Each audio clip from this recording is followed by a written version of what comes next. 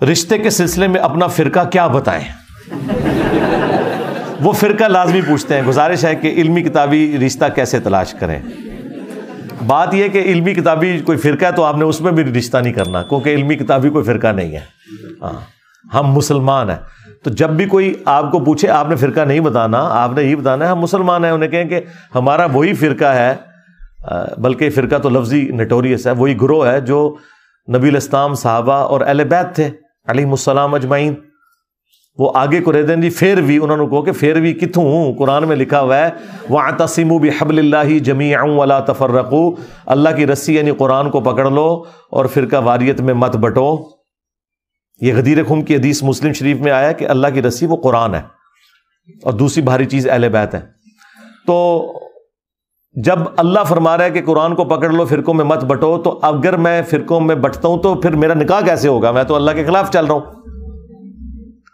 پھر آپ کو وہ کہیں گے نہیں وہ نبی اسلام نے فرمایا تھا کہ امت میں 73 فرقے بن جائیں گے. انہیں کہیں کہ ہاں یہ تو حضور نے فرمایا تھا کہ ایسا ہو جائے گا, یہ نہیں کہا تھا کہ ایسا کرنا.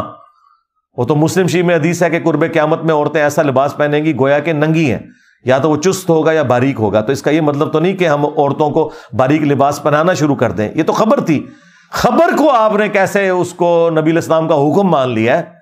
یہ تو آپ ڈرا رہے تھے کہ یہ کام نہیں کرنا. اس سے بڑھ کر قرآن میں آیا ان الذین فرقوا دینہم وکانوا شیعا, بے شک جنہوں نے اپنے دین میں فرقے بنائے اور اپنے آپ کو گروہوں میں بانٹ دیا. لست منہم فی شیء, اے نبی آپ کا ان سے کوئی تعلق ہی نہیں ہے. ان کا معاملہ اللہ کے سپرد, اللہ تعالیٰ ان کو پھر بتا دے گا جو دنیا میں وہ کرتوت کیا کرتے تھے. تو انہیں کہیں یہ کیسے ہو سکتا ہے؟ انہیں کہ میں مسلمان ہوں.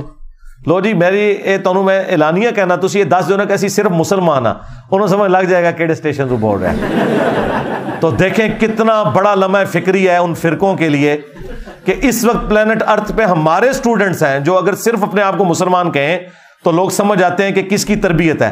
تو لعنت ہے تمہارے بزرگوں کی تربیت کے اوپر کہ جنہوں نے فرقے بنا دیے. تربیت تو یہ ہے کہ حضرت ابراہیم جو تھے وہ مسلم تھے. وَمَا كَانَ مِنَ الْمُشْرِكِينَ مَا كَانَ إِبْرَاهِيمُ يَهُودِيًّا وَلَا نَصْرَانِيًّا وَلَكِنْ كَانَ حَنِيفًا مُسْلِمًا وَمَا كَانَ مِنَ الْمُشْرِكِينَ. ابراہیم تو نہ یہودی تھے نہ نصرانی تھے, وہ سب سے ٹوٹ کر ایک اللہ کے ہو گئے تھے, مسلم تھے, مشرک نہیں تھے.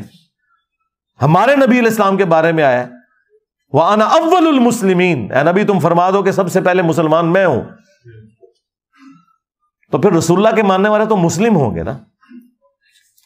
تو باقی جو رشتوں والا معاملہ ہے میرے بھائی, اب جتنا بھی پڑھا لکھا طبقہ ہے نا وہ ان گروہوں سے تنگ آ چکا ہے, فرقوں سے بیزار ہو چکا ہے. اس کی آپ ٹینشن بالکل نہ لیں.